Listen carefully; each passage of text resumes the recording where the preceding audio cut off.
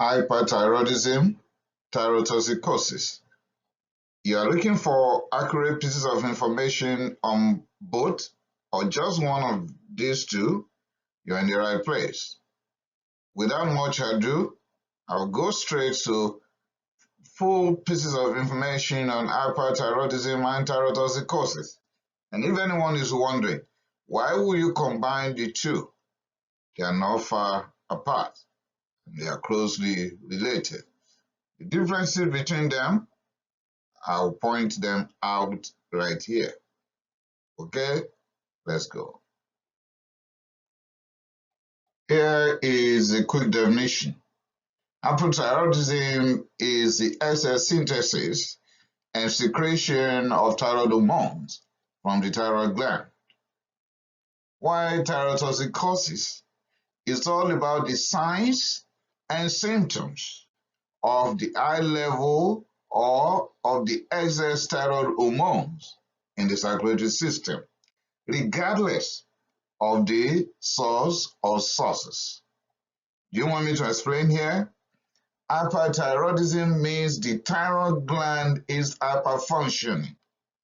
It is synthesizing in excess, it is secreting in excess of the hormones from the thyroid gland. While thyrotoxicosis will let us know what is happening here, that something is beyond the normal level, but it might not be limited to what is happening within the thyroid gland alone. Once we have excess thyroid hormones in the circulatory system, there will be signs, there will be symptoms.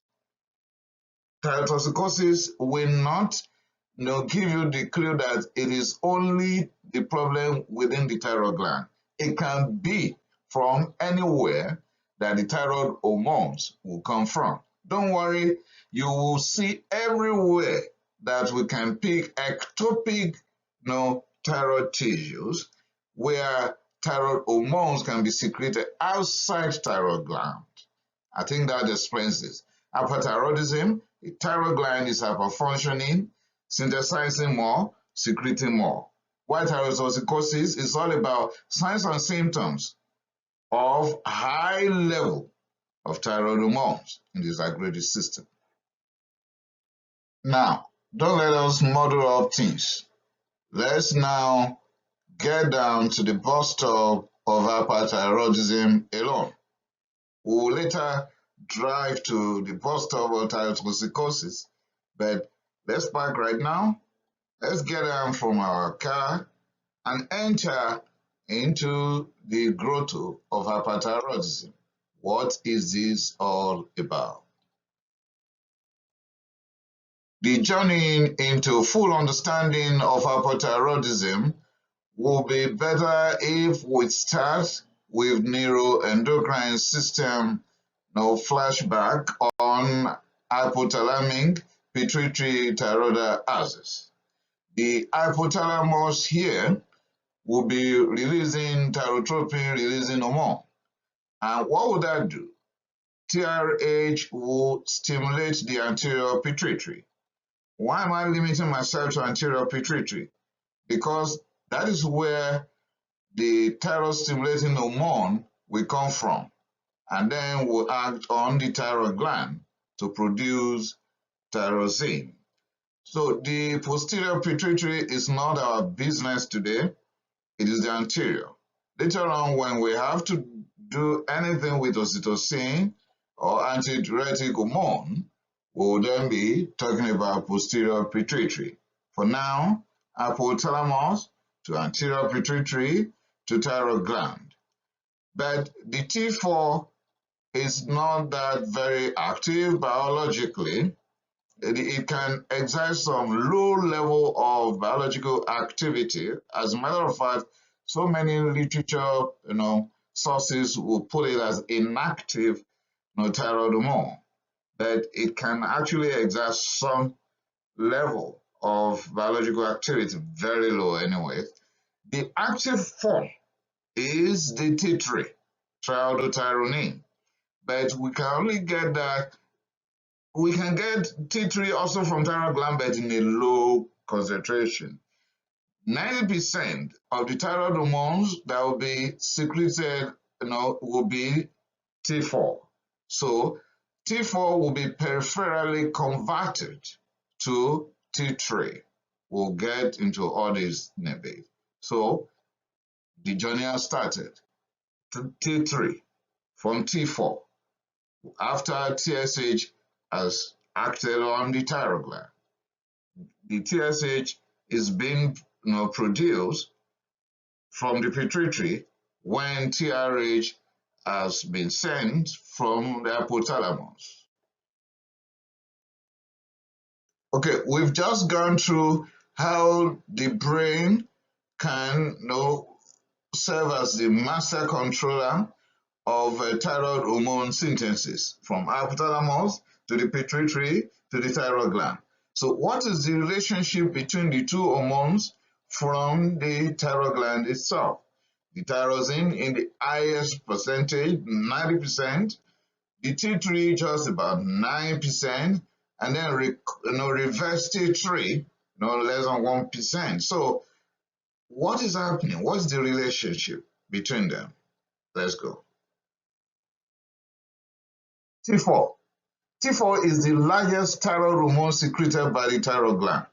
I have said this repeatedly within the last 6 minutes. T4 is about 90% of the thyroid hormones that will be secreted by the thyroid gland. It is not biologically active very strongly, no. It should be converted to T3 in peripheral tissues like the liver, the brain, and the kidneys. It is believed to be inactive, but can also trigger some, not much, biological activity. It is an inactive prohormone that has 4 iodine atoms. Free T4 level is the first to show that there is a lesion or there is none or there is any anomaly with the thyroid gland. Let me repeat this. Free T4 level is the first indicator when we are doing thyroid function test to depict exactly that the company is shutting down or the company is hyperfunctioning, meaning the thyroid gland is shutting down or the thyroid gland is overworking. The level of T4 will tell us, because many things could happen to T4 conversion to T3 outside the thyroid gland, and the value of T3 will be determined by all those factors. Don't worry, we'll get into that in a bit. T4, therefore, is the one and the most important factor to look for when we are worried that the thyroid gland is in trouble. So T4 is the one that must be measured. If we don't have time to measure T3, that's fine. Now T3. Some T3 are also produced directly by the thyroid gland. Let's take that, but very low, okay? Just less than 10% of the total thyroid hormones that will be synthesized and secreted. T3 is also produced, but very low. T4 mostly.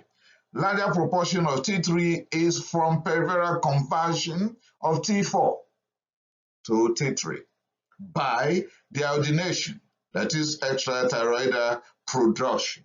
So it's like a child claiming to be better than the mom, but without the mom carrying the pregnancy to term and having the delivery, how could the child come to the whole world? No way. So T3 is from T4. Without T4, there'll be no T3. Although T3 is now the one we recognize because it's the one that is most active biologically, and that is the one we'll be referring to when we reach the burst of thyrotoxicosis, because that is one that will give us the signs and symptoms that will lead us to run for safety or rescue. T3 has 3 iodine atoms. From 3, you should understand that elementary mass, hence triiodothyronine. It is the biologically active thyroid hormone, and it will do that by binding to thyroid hormone receptors. T3 is the main inhibitor of thyroid-stimulating hormone secretion, the feedback. In hypothyroidism, decreased activity of the liver, the gallbladder, will hinder T4 conversion to T3. You see, I've just said that in the last 4 or 5 minutes that we cannot blame thyroid gland for the value of T3. When we want to blame thyroid gland for the value of thyroid hormones, let's check for the value of the T4. So now the picture is there. There is T4, okay, in some cases of hypothyroidism, but because the peripheral conversion is in trouble, liver is sick, gallbladder is sick, sometimes the brain, even some level in pituitary, and so on. We will see all of them very soon, and even kidney. Then the conversion to T3 would not be good. And if it's not good, signs and symptoms of the level of thyroid hormones will not be that of hyperthyroidism or euthyroid. It will be signs and symptoms of hypo because T3 is low. So we have enough T4, but thyroid gland is not the one sick, but the liver is sick, the gallbladder is sick, kidney is sick, and the brain is sick, some part of the pituitary gland is sick, and then we'll be having hypothyroidism. T4 to T3 conversion. Extrathyroidal conversion of T4 to T3 is affected by many things. 1. Fetal status, nutrition, certain hormones, illness-related factors, diseases, and many medications. Because we'll still touch this later, I will not waste the time right now. But this has confirmed what I've said just a while ago. You might have enough T4 and you will not have enough T3 if things are not normal in the body outside the thyroid gland. And then you will not have the effect of T3. So it will appear as if the thyroid gland is not working. It's actually working. Enough T4 already being synthesized and secreted, but conversion to T3 is not happening. So we're in trouble. Now, T4 to T3 conversion in non-thyroidal tissue is regulated. Oh, great. Where there is no regulation, people do anything they like, right? There is regulation. And how?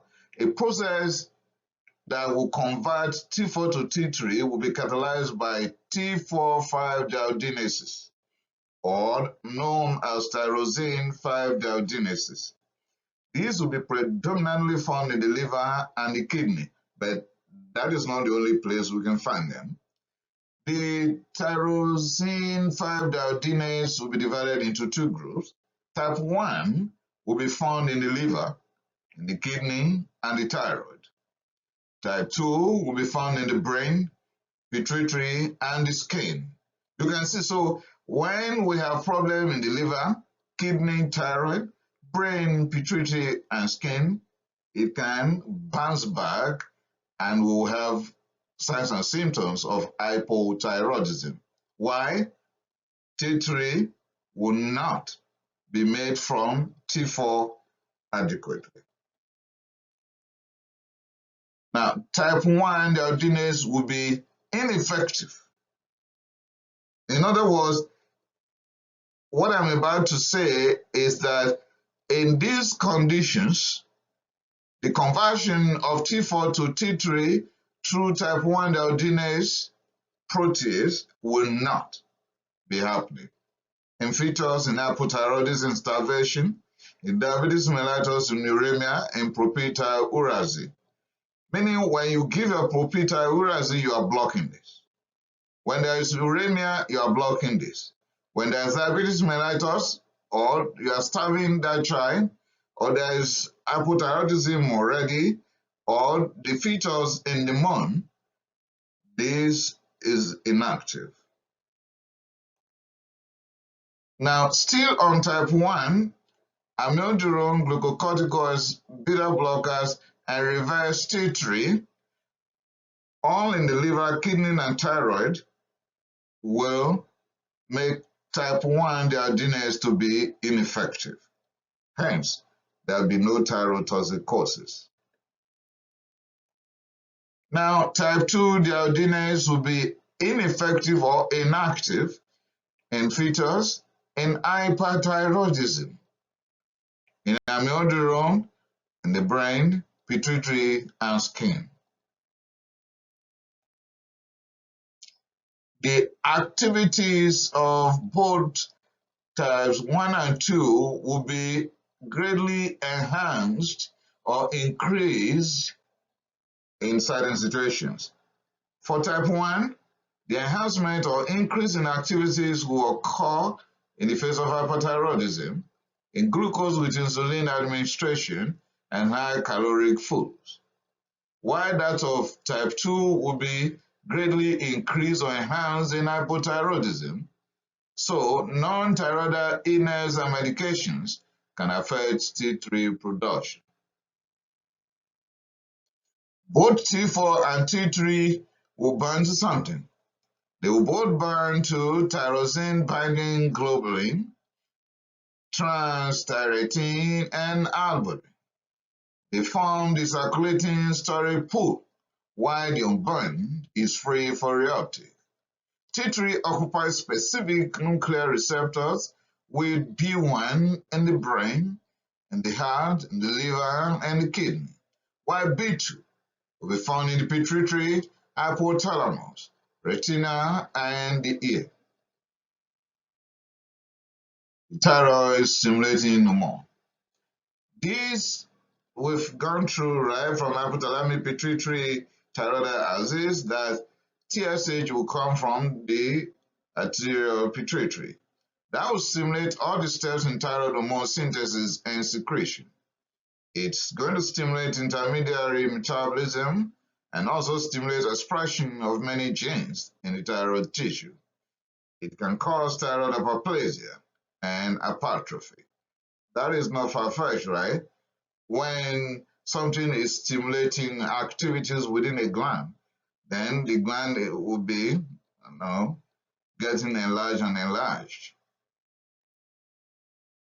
Still on TSH, actions are initiated by binding to specific plasma membrane receptors. It can initiate activity of adenylyl cyclase, increasing cyclic adenosine monophosphate, and the cyclic adenosine monophosphate will in turn activate several protein kinases. It can stimulate phospholipid C activity in thyroid tissue and also increase intracellular calcium ion concentration and protein kinase C activity. Now, hyperthyroidism and thyrotoxicosis, we want to look at how they are related, okay? We're seeing what is happening when we say the word hyperthyroidism, although we will still go over thyrotoxicosis separately, but is there any link, any relationship, anything similar or different between the two?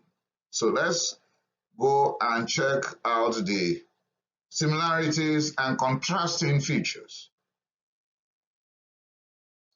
Are they monozygotic twins? Someone is asking me.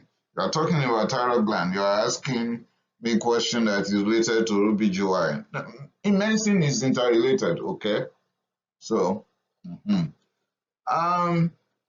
understand what the monozygotic twins is all about, right?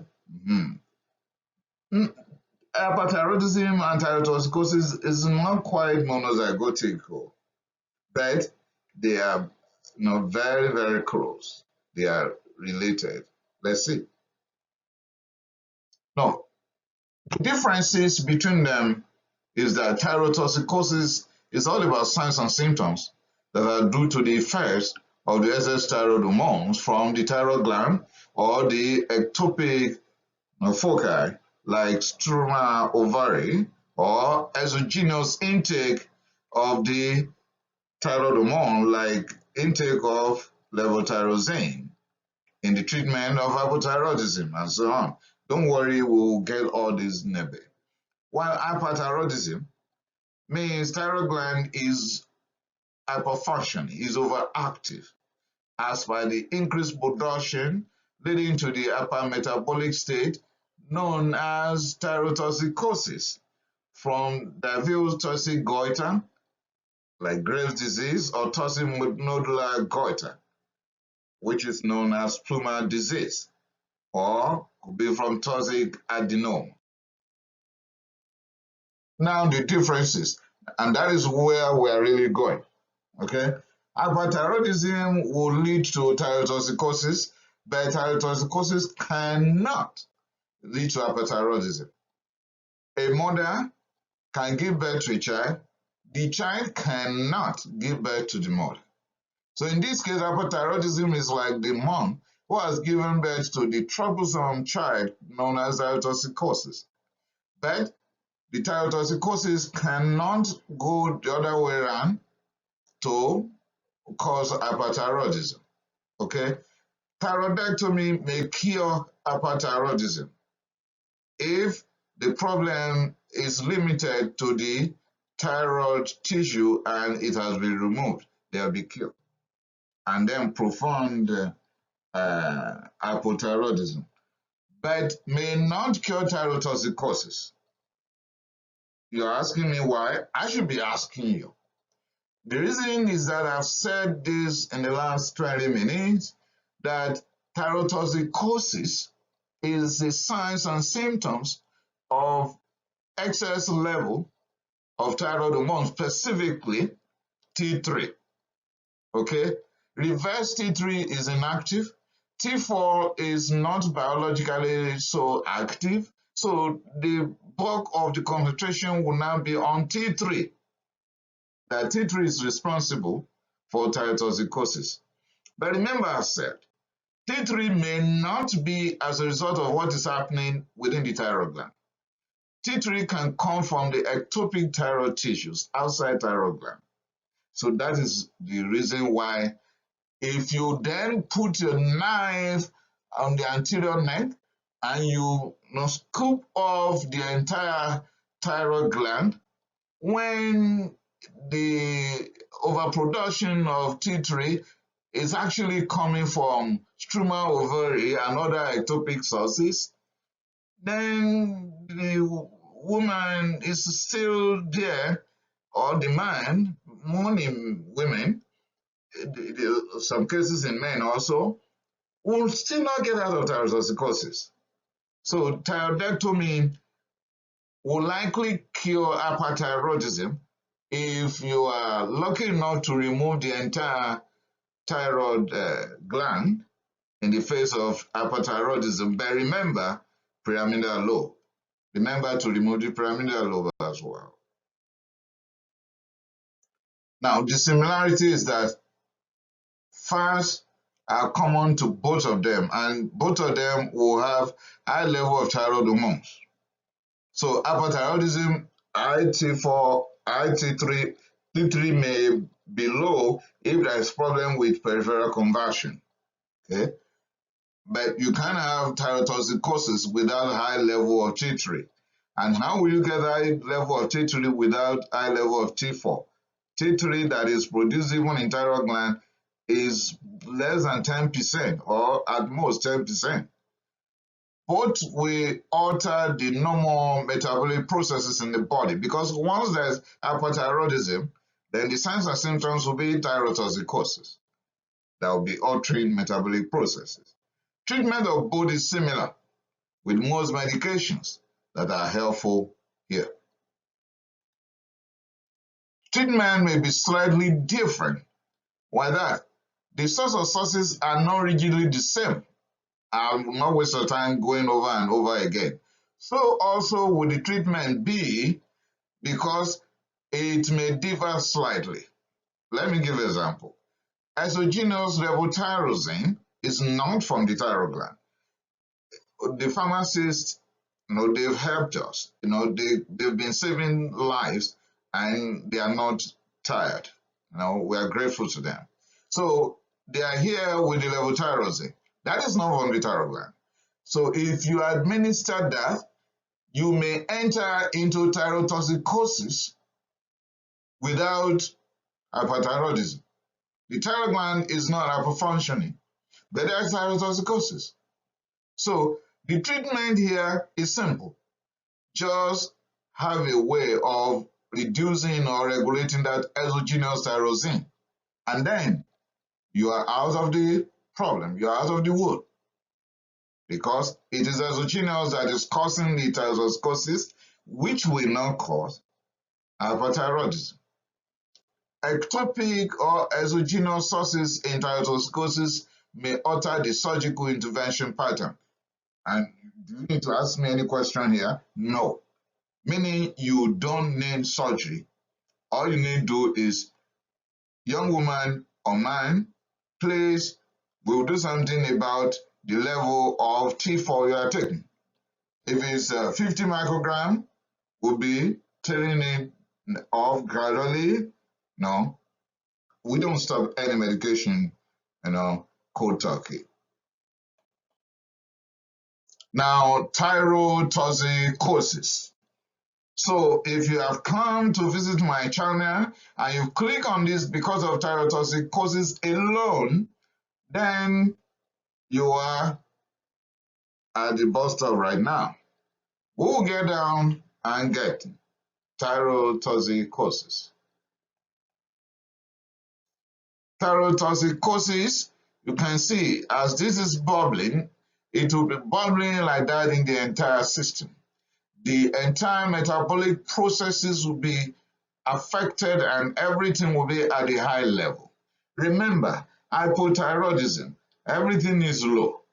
Everything is low, except the hypercoagulable states, except the excess bleeding. The rest, decreased heart rate, decreased ventilation, decreased electrolytes, decreased everything. By definition, thyrotoxicosis is all about the clinical signs and symptoms of excess or high level of circulating thyroid hormone.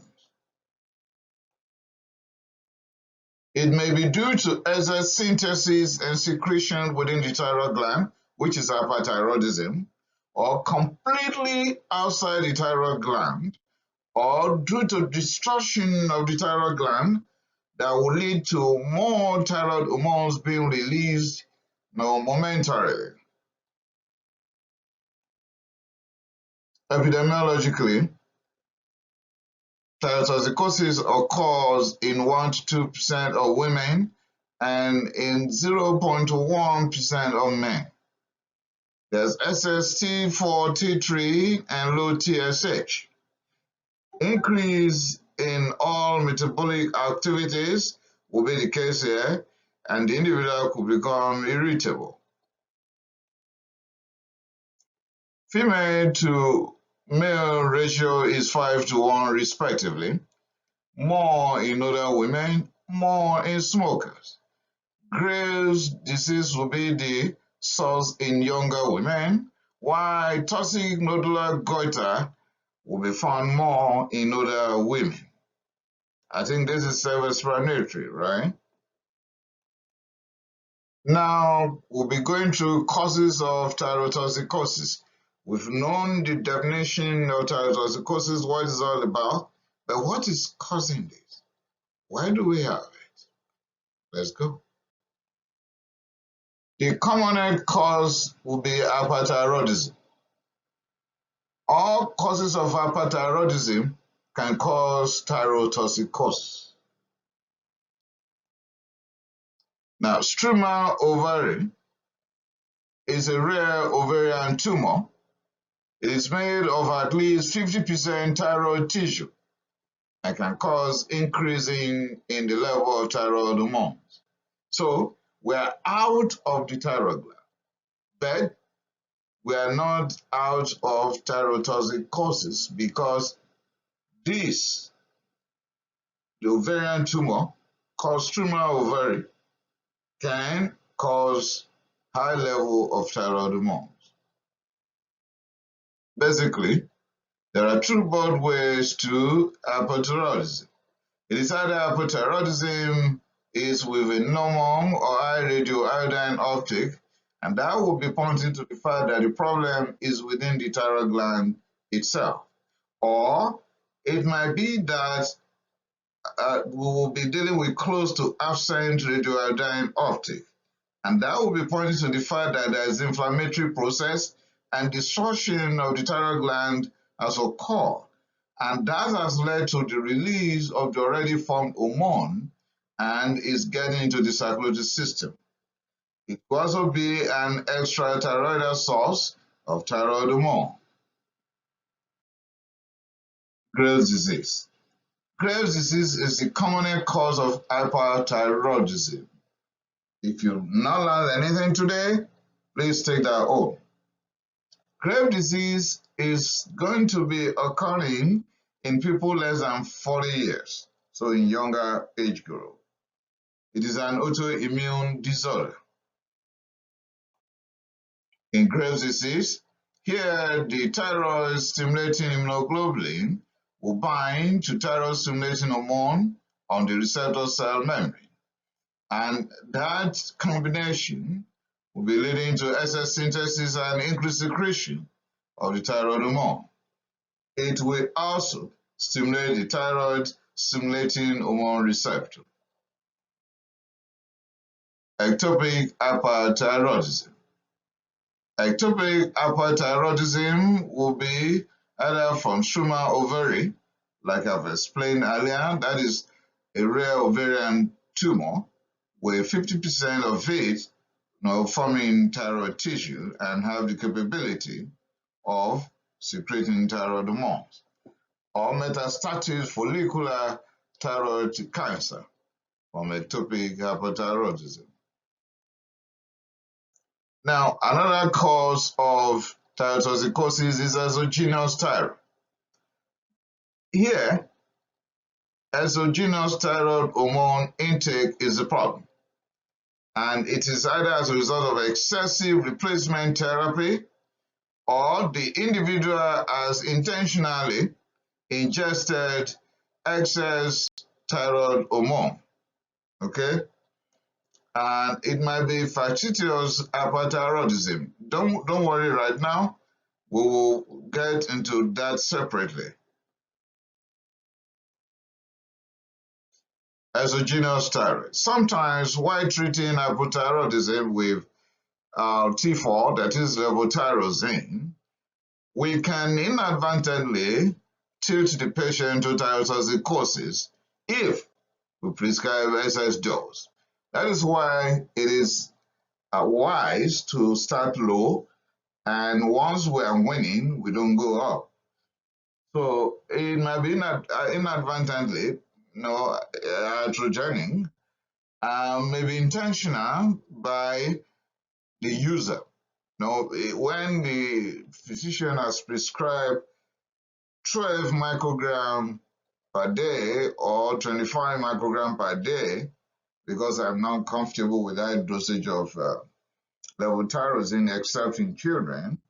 And of course, we have to get our calculator and weigh them, 10 to 16 microgram per kilogram per day. So some will intentionally take excess of it. T4, when it is given to suppress thyroid stimulating hormone in thyroid cancer, or thyroid stimulating hormone to decrease the size, then while doing that, we can tilt the patient to thyrotoxicosis. But sometimes it's not, because prescription has been made, you are treating, and then, high dosage has been prescribed, or patient has taken excess, it might be accidental. Bottle or the container of the levothyroxine is placed near somewhere, particularly in children. Then they grab it and swallow. They have a problem. Serum thyroglobulin. Serum thyroglobulin is a protein produced by the follicular cells of the thyroid gland. Iodine is combined with thyroglobulin to form thyroid hormones T4 and T3.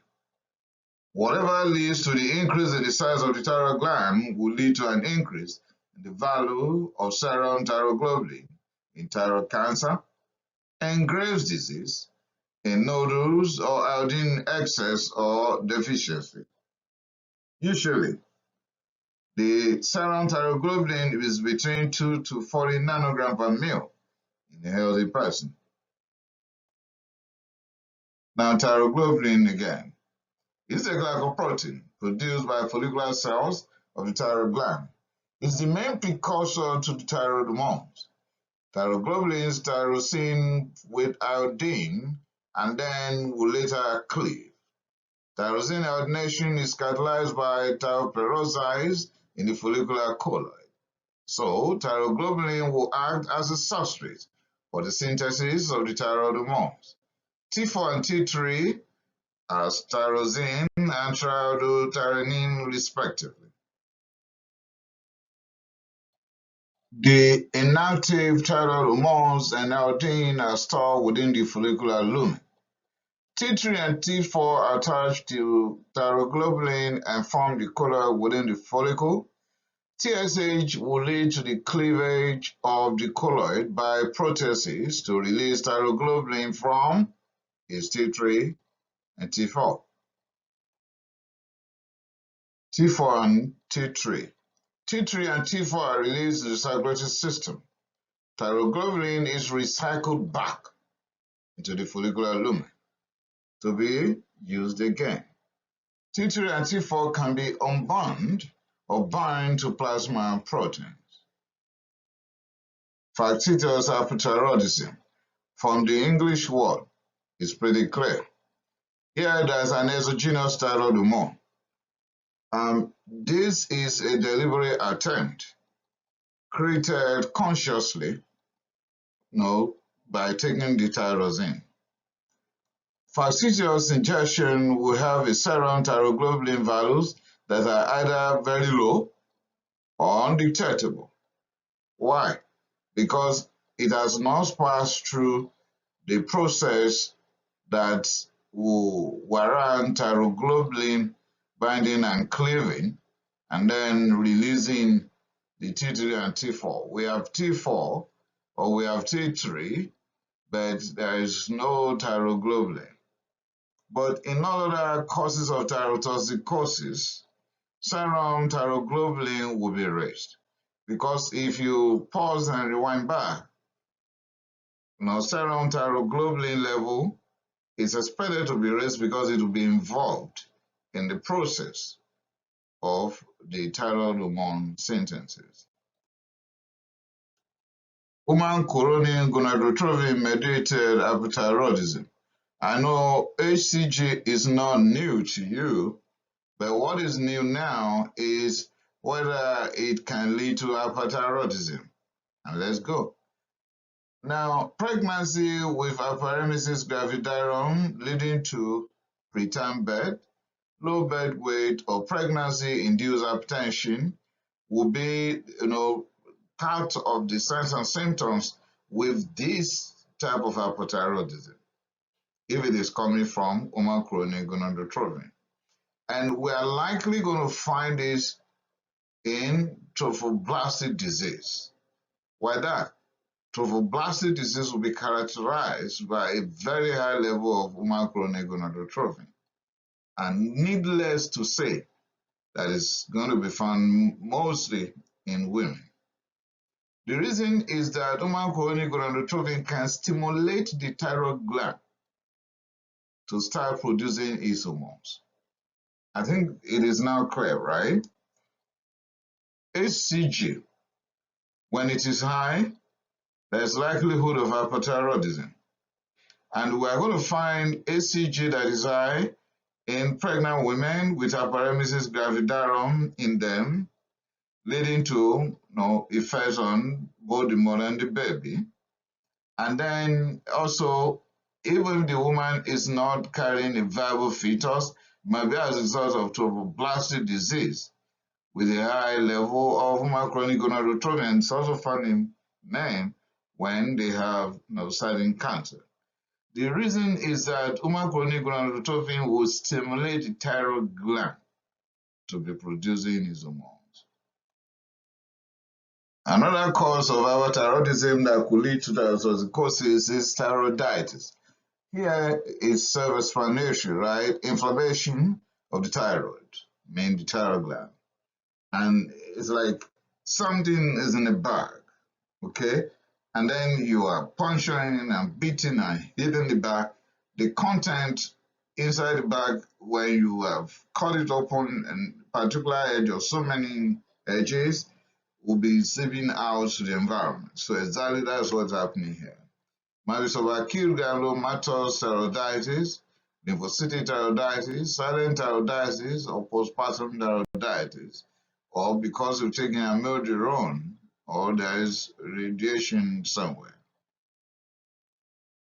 Another one is thyroid-stimulating hormone-mediated hyperthyroidism that could lead to thyrotoxicosis. In this case, the thyroid-stimulating hormone is caused because there is pituitary adenoma that is producing thyroid-stimulating hormone. It is non-neoplastic thyroid-stimulating hormone-mediated hyperthyroidism. Another problem is iodine. So hyperthyroidism can be induced by iodine. And when there's hypothyroidism, there's likelihood of thyrotoxicosis. Okay, what about autoimmune conditions? Yeah, you can have autoimmune thyroiditis. It is worse in smokers. And here we have Hashimoto's thyroiditis or Graves' disease. One can evolve to the other, back and forth. Also, goiter. It might be toxic multinodular goiter leading to hypothyroidism, or toxic single nodal goiter in regions with decreased iodine, and the likelihood will increase with age. There may be toxic adenoma, which is a benign secreting thyroid tumor. In toxic nodular goiter, there will be benign monoclonal thyroid tumor, autonomously secreting excess thyroid hormones. It can be a single nodule or a multiple nodule known as multinodular goiter. It is known as toxic multinodular goiter or plumar disease. Hyperthyroidism could be caused by drugs leading to thyrotoxicosis. Here we have the list of many drugs like tyrosine kinase inhibitors. I've given examples here. Could be lithium, could be immunotherapy with interferon alpha, nivolumab, pembrolizumab, or ipilimumab. Epoprostenol, that is very helpful in handling pulmonary arterial hypertension, could also be responsible, but we should know it is a prostaglandin. Might be as a result of metastasis to the thyroid gland. There is an entity known as toxicosis. Here, toxicosis will combine Hashimoto's and thyrotoxicosis. So, an individual with Hashimoto's thyroiditis at the early part of the insult, scooping into the thyroid gland and sending the thyroid hormones into the circulatory system can have thyrotoxicosis. So, Hashi from Hashimoto's, toxicosis from thyrotoxicosis, so Hashimotoxicosis. Now, thyroiditis. Here there will be decreased radioiodine uptake, and there will be painless lymphocytic thyroiditis. Common in postpartum thyroiditis, and the inflammatory process would have destroyed the thyroid gland.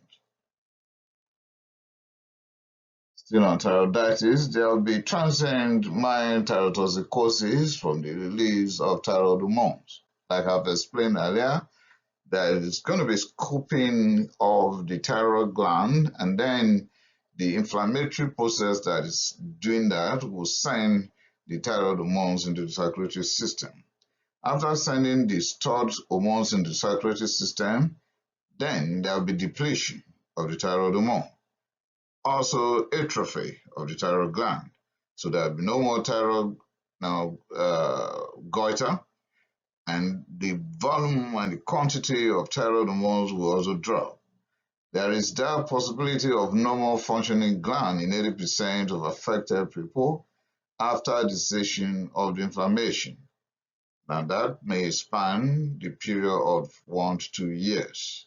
So the long and short of it is that in thyroiditis, there will be transient thyrotoxicosis, because when the inflammatory process would have eaten up the thyroid gland, the hormones will be released. It's like it's piercing the gland, and then the content is seeping out into the circulatory system.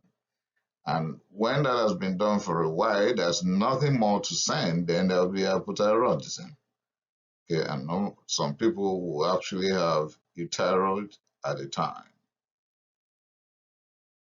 In subacute thyroiditis, there will be raised erythrocyte segmentation rate, C-reactive protein, and they will have painful anterior neck, and this is the common cause of thyroid pain, subacute thyroiditis. It could have viral cause, and in most cases, it's self-limiting. Subacute thyroiditis will have the following clinical features. There may be acute fever with severe neck pain, and the clinical features of thyrotoxicosis will appear first. If you want to know the signs and symptoms of thyrotoxicosis, you just wait a little bit. We'll get into that. Also, clinical features of hypothyroidism will then follow after. Cold intolerance, constipation, bradycardia, everything is low in them, sluggishness, and so on. So all this will follow when the thyroid hormones would have been depleted in the thyroid gland. And then when all this drama will be over, there will be normalcy. So the situation will return to normal. Later on, there will be increased ESR and C-reactive protein. Now, thyroid storm. Well, this is ironical because there's celebration here, but unfortunately, there's no celebration in anyone having thyroid storm. It is a storm. It's a hurricane. It's a tornado. It is tsunami. It's horrible. It's scary. It's killing. Thyroid storm. So, do we need to get out of our vehicle right now and enter into the storm? Yeah, I think we should. So let's get in at this bus stop and find out what is happening when we hear the word thyroid storm. Okay, by definition, thyroid storm is a life-threatening medical condition with exaggerated symptoms of thyrotoxicosis. So you see, here's the problem. Thyrotoxicosis is not friendly. It's a very terrible condition. Now, it is exaggerated here, so it is above thyrotoxicosis, so to speak. You can check my channel here for complete note on thyrotoxicosis already published by me, but don't worry, if you don't have the time to do that, you are still going to get it here today, because I'm going through A to Z when it's all about hyperthyroidism and thyrotoxicosis, so I'm still going to repeat it. However, there's a light right there at the end of the tunnel. And what do I mean? Thyroid storm is a rare condition.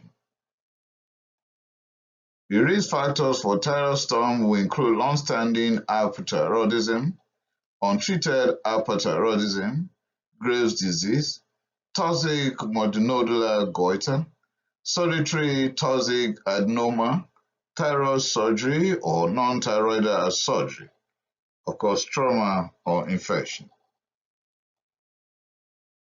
Others include acute iodine load, parturition, sudden stoppage of antithyroid medications, increased C3 and T4, and decreased thyroid stimulating hormone. Symptoms and signs will include severe nausea, vomiting, and diarrhea, tachycardia, hypotension, arrhythmia, with or without atrial fibrillation, congestive cardiac failure. Others include hyperparesia, agitation, anxiety, delirium, and psychosis. In addition, there may be abdominal pain, hepatic failure, jaundice, of course, when there is a hepatic failure, right? Altered level of consciousness, stupor, coma, and death. So, in summary, thyroid storm can kill. It's pretty horrible. On physical examination, when it comes to hypothyroidism and thyrotoxicosis and thyroid storm, there may be goiter, there may be ophthalmopathy, particularly in Graves' disease, lead lung, hand tremor, dermopathy, warm and moist skin. Remember what you're going to pick in hyperthyroidism, right? And how to make the diagnosis? The diagnosis will involve all of what we've gone through above, like the features, the signs on physical examination, the symptoms, and all those signs that we're going to pick while the patient is with us. Then we take a complete history, thorough and complete physical examination, and could be focused physical examination on thyroid related diseases. Thyrotropin receptor antibodies when we have the lab to help us out, and radioiodine uptake and ultrasound of the neck. When the result is out from the lab, we are likely going to find low level of TSH, increased T4 with increased T3, with increased glucose, increased calcium, increased white blood cell count, and you may have decreased white blood cell count. Increased metabolism of medications will be the case here. Why that? Hyperthyroidism will increase metabolism of medications. So you have to give a slightly higher doses when there is hyperthyroidism and you want that medication to be effective. But be careful.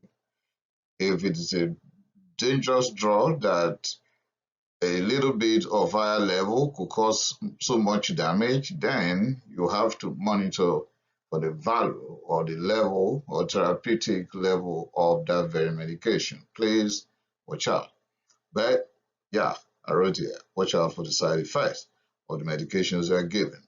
So this has not opened the window to overdose anyone, please. Now, treatment. How do we treat thyroid storm? First thing first, admit. Admit where? Not just anywhere, but intensive care unit. Check the airway. Any foreign body, any secretion, function as it is appropriate. Then make sure the airways are patent. Then breathing. What is the respiratory rate? What's the O2 sat? Any obvious deformation of the chest region, any deviation of the trachea, cyanosis central or peripheral, any finger clubbing right now, then auscultate for the air entry, either decrease or not. You may cause for dullness, or stoning dullness, crackles, and auscultation, and so on. Then the circulatory system, what are the vital signs right now? Was the blood pressure? Was the heart rate or pulse? then any capillary refill delay, fluid in and out, signs of dehydration, skin toggle, and so on. IV fluid, set 2 lines, please. And you can give IV fluid, but you may need diuretics if you are battling with congestive cardiac failure. Remember, part of the signs and symptoms will include congestive cardiac failure, but not in everyone. But whoever has it, then your IV fluid will just be to keep the vein open, and you give your diuretics, but watch out for the electrolyte imbalance. Treat any identified etiology like infection. Then let your Foley's catheter, that is bladder catheterization, be in situ. With that, you want to monitor both fluid in and fluid out. Radioactive iodination. Iodinated radiocontrast will be helpful to prevent the conversion of T4 to T3. Let me explain here. Remember, I said earlier that the thyroid gland is capable of synthesizing and secreting thyroid hormones. That is T4, that is going to form about 90%, while T3 will just be about 9%, and then reverse T3 will just be less than 1%. So in that case, only few T3 will actually be produced directly by the thyroid gland. Peripherally, T4 will be converted to T3. Once we give radioactive iodination, the peripheral conversion of T4 to T3 will become impaired. The reason why I've taken 1 minute to give this explanation is that radioactive iodination is the best treatment for hyperthyroidism, thyrotoxicosis, and thyroid storm. Why that? We are preventing further conversion of T4 that is biologically inactive to T3 that is biologically active and is the one giving us these signs and symptoms that we are battling with right now. So when less of T3 is in the circulatory system, we're blocking T4 right there to remain inactive, then we're fine. So we can also go for iodine solution to block further hormone synthesis. I've just told you that we can prevent T4 from being converted to T3, radioactive iodination, right? Now we want to even prevent T4 being produced from the beginning. So iodine solution to block further hormone synthesis. Keep glucose solution till 1 hour after the administration of propylthiouracil, meaning propylthiouracil should be given first. An hour after, you can give your glucose solution, but I will talk more about glucose solution later on, so I don't want to waste your time yet. Beta blocker like propranolol will be helpful. It's not going to deal with hormone synthesis or conversion of T4 to T3. It will just going to handle adrenergic symptoms like tremor, tachycardia, or if there's atrial fibrillation already, well, to some extent it will help. Then metoprolol will be good in heart failure and also in tachycardia, but propranolol will be better in tachycardia. Digoxin for heart failure and as well as atrial fibrillation. So arrhythmia and heart failure, if they're already present, digoxin will be helpful. So all these medications are helpful, but it depends on what we have at hand. Thionamide, yes, the main drug in the phase of hypothyroidism. But remember the journey before reaching here. So it's not enough to just grab propylthiouracil, metimazole, or carbimazole, and then think, oh, we're done. No. We could see what we've done before reaching here. So propylthiouracil, there are certain situations where and when we cannot use it. Metimazole, carbimazole, I'll go into that later on. they are meant for new hormone synthesis inhibition. So we don't want new T4 or T3 to be produced. And when we don't have more new T4, then conversion of T4 to T3 peripherally will be blocked. Propyltyrosine is better in decreasing T4 to T3 conversion. Great. Propyltyrosine and metimazole can be given superficially, or propyltyrosine could be given by retention enema. Still on the treatment, we can grab our glucocorticoids. Glucocorticoids will decrease conversion of T4 to T3 and promote vasomotor stability, decrease autoimmune process found in Graves' disease. In fact, if anyone should forget what glucocorticoids would do in hyperthyroidism or thyrotoxicosis or thyroid storm, remember that it has the capability of stopping the autoimmune process. That is it. As a matter of fact, in thyroiditis, we go for glucocorticoids to stop that heavy bombardment of the thyroid gland by the inflammatory process, inflammatory cells. So also when there is a central problem affecting the hypothalamus and pituitary, then we can be envisaging that there will be a problem with adrenal gland as well, leading to adrenal insufficiency. Remember, neuroendocrine system with hypothalamic pituitary thyroidal axis, hypothalamic pituitary adrenal axis. This time around, this is adrenal axis, right? So in adrenal failure, adrenal insufficiency, glucocorticoids will be pretty helpful. Now, still on treatment, bile acid sequestrants will be helpful. And someone is asking, what's the business with bile acid sequestrants here? Well, example is cholestyramine. And what it will do is it will prevent enterohepatic circulation of thyroid hormones. Remember, peripheral conversion of T4 to T3 can occur in the liver. So that will be blocked here. Plasmapheresis is meant to remove cytokines, antibodies, and thyroid hormones from the plasma. And lithium can also block the release of thyroid hormone, but it is seldomly used due to toxicity. See, sometimes the dog will have its day, right?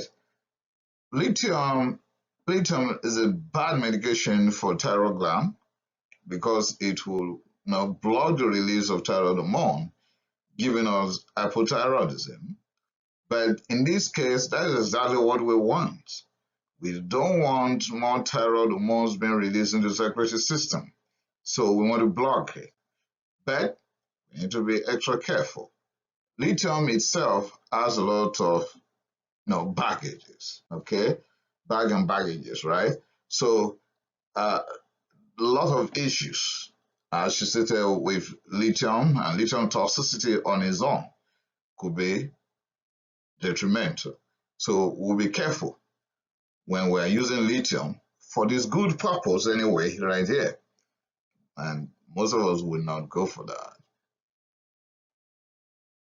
Calcium channel blockers will handle rate control in asthmatic but not in heart failure. Why did I put it this way? I will not be comfortable to use calcium channel blockers in heart failure. But in asthmatic patients, where I will be extremely careful to use non-selective beta blockers, because when I block beta 2, asthmatic patients will suffer greatly. They will suffer immensely. So I would rather go for calcium channel blockers to deal with that in asthmatic patients. But when there's heart failure, I will not go for calcium channel blockers.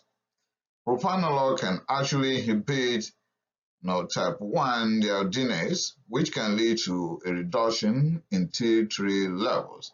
So propranolol has multiple effects. There you go. Propranolol is not only going to handle the tremor, but at the same time can prevent peripheral conversion of T4 to T3, at this level. Okay, with that, I've come to the end of thyroid storm, but I've not come to the end of this journey. We are still traveling together. Let's move on.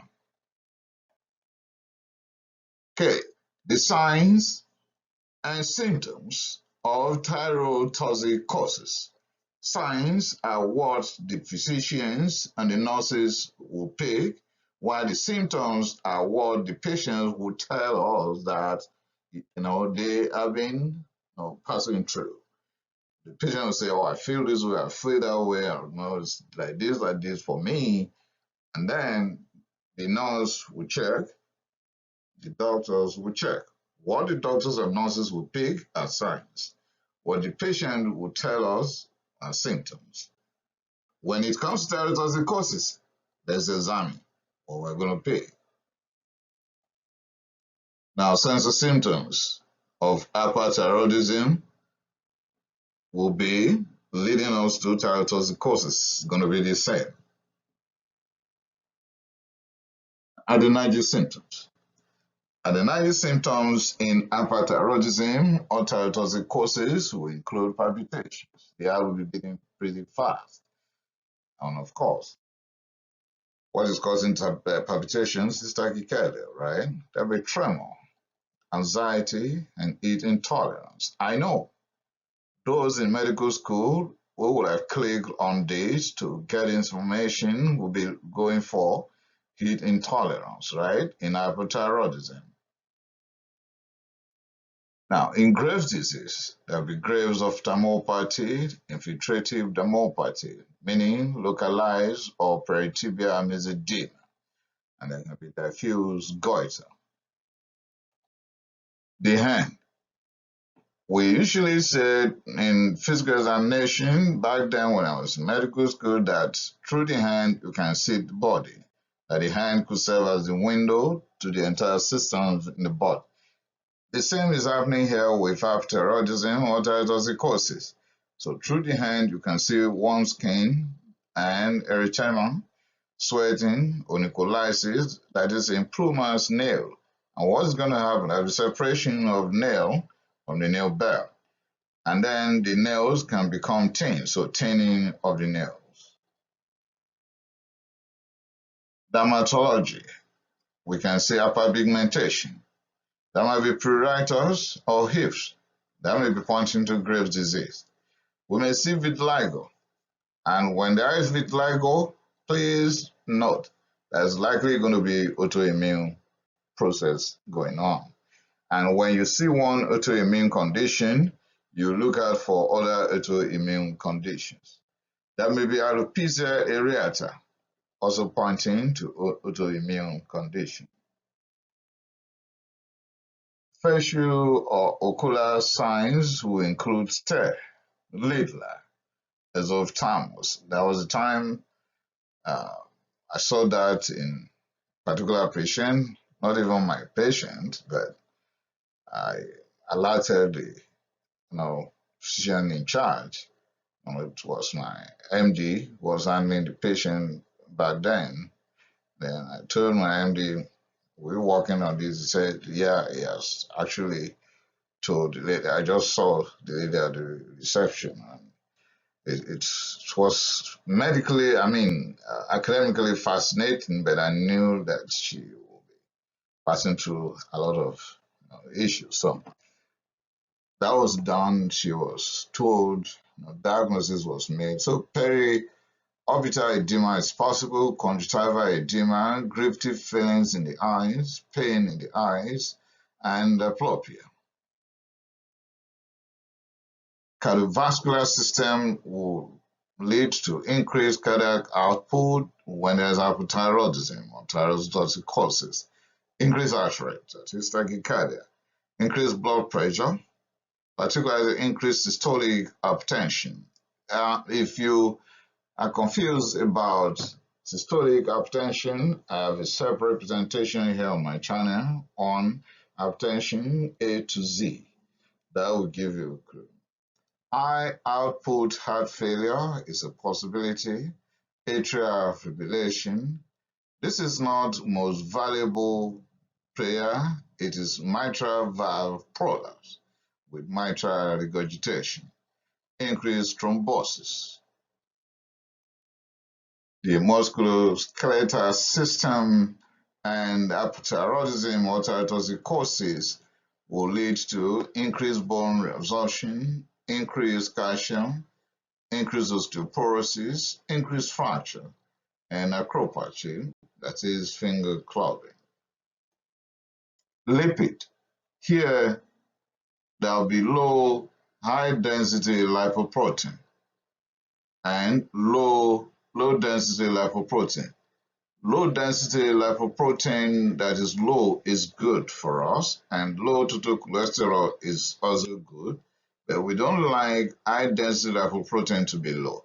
We want it to be high. Hyperglycemia. Why would this lead us to diabetes mellitus? Antagonism to the peripheral action of insulin will lead to hyperglycemia. A respiratory system will be dealing with shortness of breath, pulmonary hypertension, exacerbation of asthma, and increased thrombosis. So we can have pulmonary embolism. Remember, I've talked about the use of calcium channel blockers to handle the rate in asthmatic patients instead of going for non-selective beta blocker. Gastrointestinal tract will not be spared in hypothyroidism and thyrotoxicosis. There will be increased metabolism leading to decreased weight. To those in the medical school, you'll be so excited to know that there'll be weight loss with hypothyroidism, even with good appetite. Malabsorption will be likely another problem from increased gut motility. And steatorrhea with celiac disease and Graves' disease. Remember, I've said repeatedly in almost all my presentations that when you pick one autoimmune disease, be on the lookout for other possible autoimmune diseases. Good or increased appetite, I've just said it, there's decreased weight despite the good appetite. So the woman or the man is eating, but it's not gaining weight. Well, some will say that's fine, you don't need to gain weight, but it's a disease. Okay? Hyperphagia, with or without enough appetite to lead to weight gain in younger patients. So reverses that here. But anorexia will be the case in older patients. Meaning here, the younger patients will be eating more and they'll gain weight. But older patients will not even be able to eat that well. They will have anorexia. Weight loss and diarrhea. When there's decreased weight, it's increased metabolism leading to decreased weight is the same as weight loss. Another problem is anemia. Anemia here could be due to vomiting. So when you eat good food, balanced diet, good food, but it's not staying there, it's not even getting down, it's not being absorbed into the system, and there's a problem. Also, because once you find one autoimmune condition, you have to rule out other possible autoimmune conditions. So there may be pernicious anemia. Remember, Graves' disease could be the problem, and when that is the case, you may find pernicious anemia around, giving you megaloblastic anemia, or it might be immune thrombocytopenic purpura, or you've been dealing when you have the laboratory investigation done, you will pick normochromic normocystic anemia. There may be compression from the goiter. Goiter compression effect can lead to dysphagia. Remember, if you go through the anatomy of the thyroid gland, I did not give too much attention to that right here. If you check my presentation on hypothyroidism, I briefly described the anatomy of the thyroid gland. The thyroid gland is there at the anterior portion in the anterior neck. So the esophagus is behind. So when the thyroid gland is enlarged, it's going to rest on the structure at the anterior neck, the trachea, the esophagus inclusive, so leading to swallowing difficulty, known as dysphagia. Thymic enlargement could be big, and that could be only on accidental discovery. Reproductive system. We may be faced with anovullar infertility, meaning there is menses but no egg is being released. And where there's no egg, nothing to be fertilized, so infertility. In hyperthyroidism or thyrotoxicosis. In men, there may be gynecomastia. And why that? Because there's a likelihood of increased conversion of testosterone to estradiol. Okay, there may be decreased libido and erectile dysfunction from increased estrogen. Okay, here's the point. We're talking about reproductive system. I'm talking about infertility, right? When there's decreased libido in the woman and erectile dysfunction in the man, then you understand without just saying it, what that is telling us. The renal system will not be spared. For example, there will be increased renal frequency and nocturia. So in this case, if care is not taken, we might wrongly diagnose the individual having cystitis or urinary tract infection or diabetes insipidus or diabetes mellitus. So the whole problem is hyperthyroidism here. Now, the psychiatry ward can receive new visitors just because there is hyperfunction in thyroid gland or ectopic thyroid tissues are producing excess thyroid hormone. Because there may be psychosis, agitation, depression, anxiety, irritability, labile emotions, cognitive impairment, and palpitations.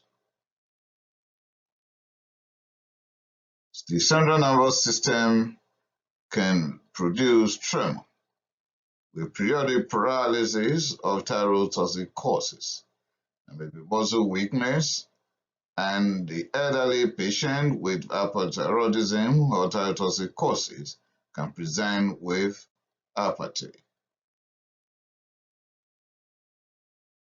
Now, the goiter alone. Now, the goiter could be toxic multinodular goiter. In older patients with Graves' disease, they may come down with goiter. Sick sinus syndrome. And someone will ask, what's the business with sick sinus syndrome when we're talking about hyperthyroidism? Okay, don't find me yet. Now, if the laboratory investigations, the thyroid function test parameters, the other signs and symptoms are all pointing to hyperthyroidism, thyrotoxicosis, or even thyroid, and this person is an elderly man or woman, and you are not picking tachycardia, then remember, something might be responsible. It may be due to the underlying sick sinus syndrome in there. Remember, the sinoatrial node is the heart pacemaker, and that is where the electrical activity of the heart will be generated from. So the older we become, that is a tissue. Okay, sinoatrial node is also a tissue, right? So as the older people, we have so many tissues undergoing degeneration. It can happen with sinoatrial node. And when that is the case, instead of propagating and firing repeatedly, it's going to be slow. That's why elderly people will have bradycardia. So if that is the case, if the sinus node is already sick, then tachycardia might not be part of the signs and symptoms that will peak on our examination. So an elderly man or woman not having tachycardia doesn't rule out hyperthyroidism, thyrotoxicosis, or thyroid storm. Should be careful. Might be sick sinus syndrome. That's right there. On physical examination, I will make a video later on physical examinations, and of course, thyroid gland examination will be prominent. So you can wait for that. So for now, we must have general physical examination done, and we have to look for psychosis, physical appearance, vital signs, head and neck, respiratory system, cardiovascular system, gastrointestinal tract, and central nervous system, all systems to be fully examined. And of course, there is a separate pattern to examine for thyroid gland anomalies. Still on signs, on physical examination, we can check the skin, the weight, the gait, the motor and sensory. Should check the reflexes and look at the hand for clubbing, sweaty, anemia, or pallor, including onycholysis.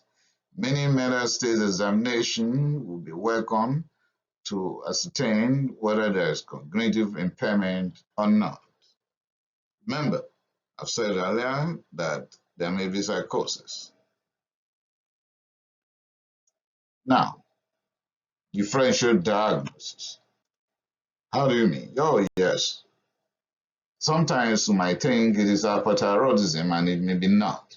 So if it is not hyperthyroidism, then what can it be? The differential diagnosis of hyperthyroidism or thyrotoxicosis.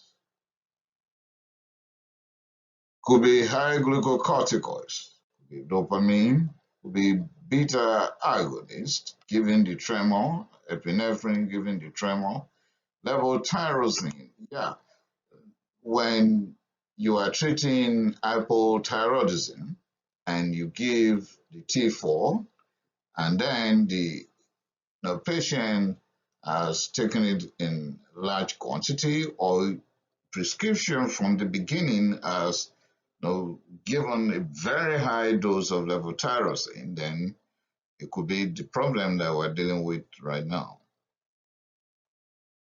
Maybe pregnancy with a drop in thyroid stimulating hormone.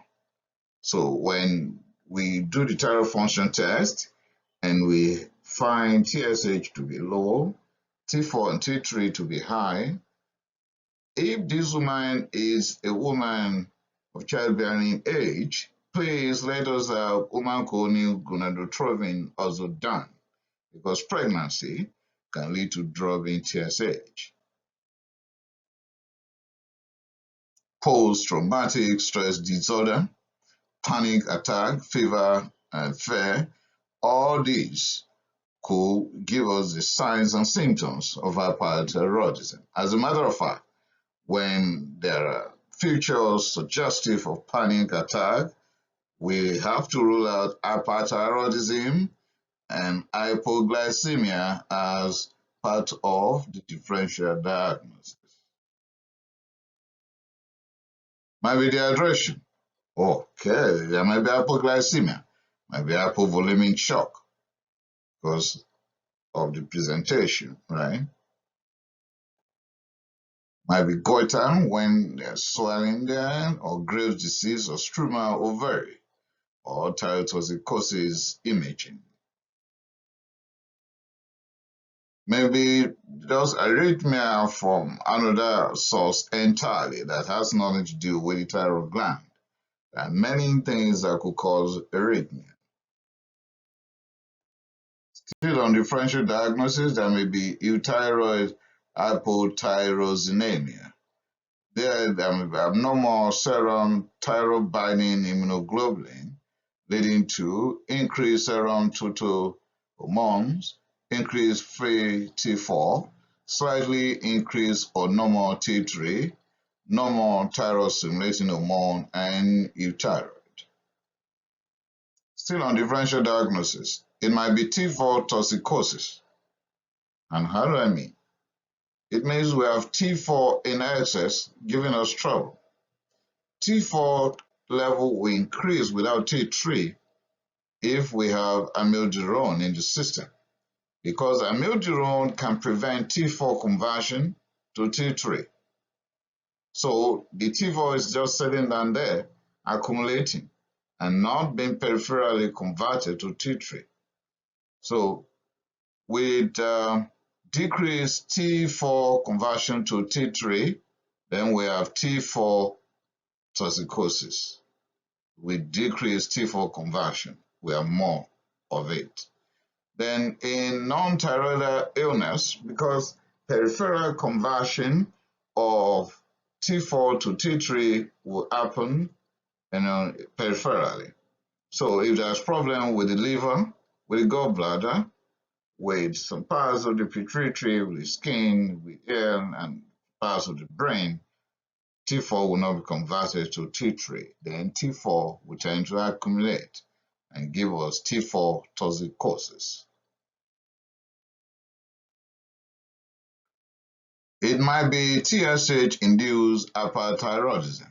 Remember, the hypothalamic pituitary thyroid axis, the thyrotropin-releasing hormone is coming from the hypothalamus, then will be stimulating or acting on the anterior pituitary to produce thyroid-stimulating hormone. This hormone, thyroid-stimulating hormone, is expected to act on the thyroid gland, stimulate thyroid gland, induce thyroid gland to be producing thyroid hormone.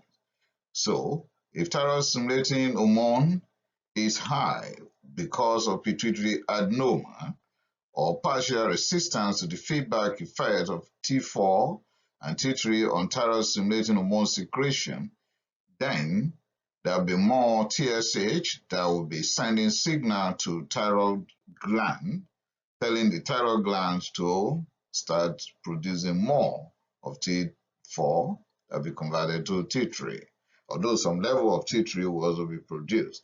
Here now, we expect high level of T4 to give negative feedback that will stop further release of TSH. But if there is resistance to that feedback, then the high level of T4, even in T4 toxicosis, will not alter or reduce the production of TSH. So the TSH will continue to be released regardless of the value of T4, because that negative feedback is not working on TSH secretion right now. Now, the diagnosis. We have gotten to a big bus stop right now. The diagnosis of hyperthyroidism or thyrotoxicosis or thyroid. This will not be anything too new to you, but we are getting down to the root of the problem. Let's go. Now, the diagnosis will start with thorough history, full physical examination, and laboratory investigations. We'll have thyroid function tests done and some radiological investigations. Now, when we have done everything, we are likely going to come down with certain definitive diagnoses that could be responsible for the thyrotoxicosis. It might be overt thyrotoxicosis, so clinical thyrotoxicosis, might be toxic nodular goiter, could be Graves' disease, or autoimmune thyroiditis. In ovaries, the thyroid function test will reveal decreased thyroid stimulating hormone, increased T4, and increased T3. In oval hyperthyroidism, we will see increased or normal radioiodine uptake with decreased TSH that will be less than 0.05 milli-international unit per liter, increased T4 and increased T3 in overt hyperthyroidism. In subclinical thyrotoxicosis, something different will happen. TSH will be decreased like we found in thyrotoxicosis and hypothyroidism, but instead of very high T4, it's going to be normal. Instead of very high T3, it's going to be normal. So it's going to be subclinical thyrotoxicosis because even the parameters here will not be giving us classical picture of thyrotoxicosis, and of course the signs and symptoms will not be the same.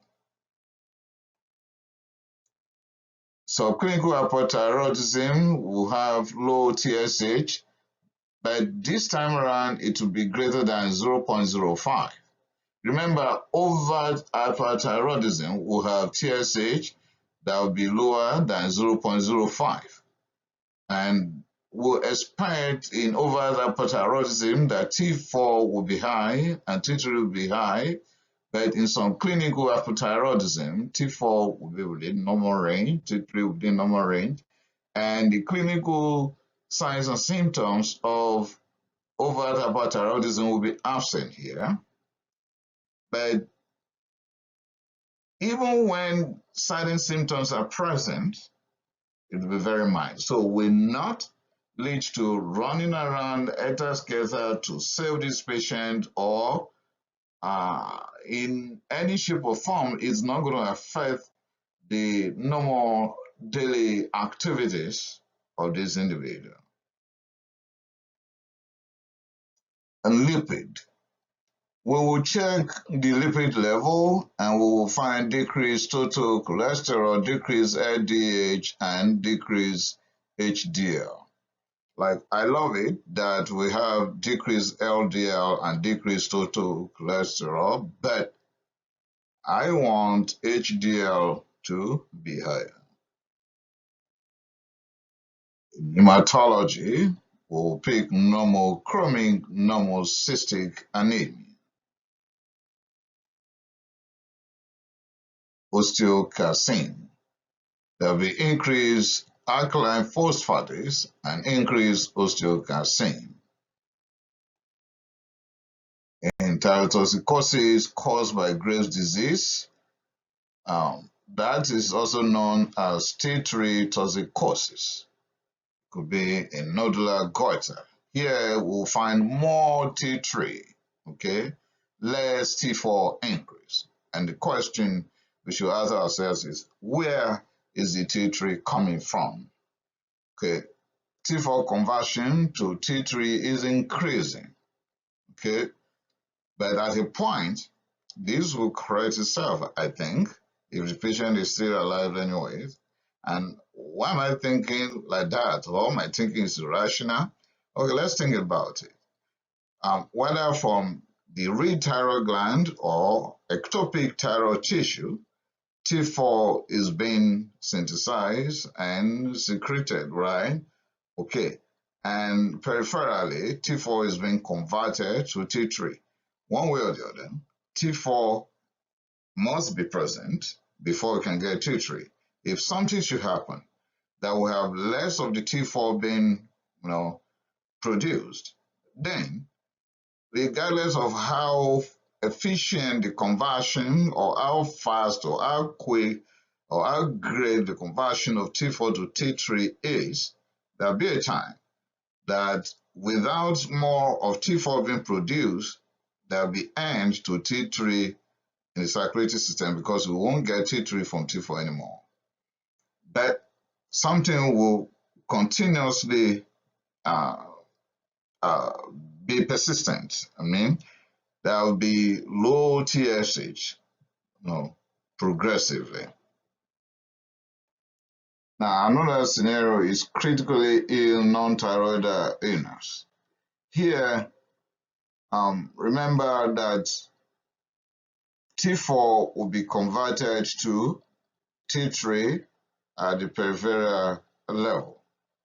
So we have said critically ill, the patient is becoming moribund, but the illness has nothing to do with the thyroid gland.